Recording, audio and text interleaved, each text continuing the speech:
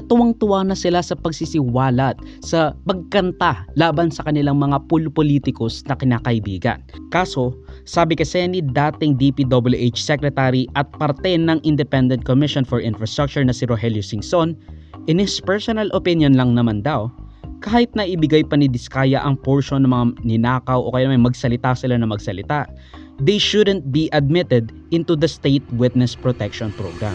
The ICI can also endorse individuals na pwedeng sumama o sumali sa Witness Protection Program. We have not even thought about it because personally, that's a far shot. No way.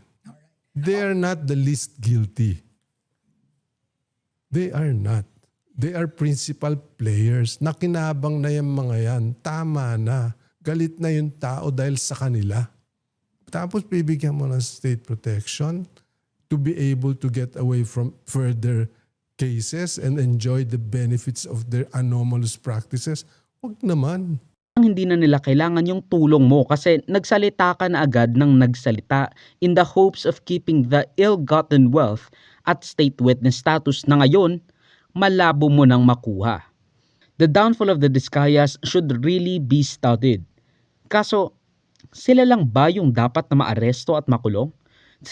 Sila lang ba ang may bahid ng korupsyon? Sila lang ba ang may bahid ng korupsyon? Hindi, di ba? So why should we pretend otherwise? Dapat nating ipanukalan na kulong na yan, mga kurakot. Huwag nating kakalimutan na isa lang sila sa mga big fish kuno. Hindi lang dapat contractors at DPWH officials ang makulong no matter what Jinggoy wants you to think na yung mga DPWH officials at mga contractors lang naman talaga ang mastermind nito. Hindi yung mga senador at House of Representatives. Lahat ng mga regional agencies nandoon ho. So doon sila dapat nag-uusap-usap kung ano po yung magandang project sa kanila. Pag-umpisa pala nung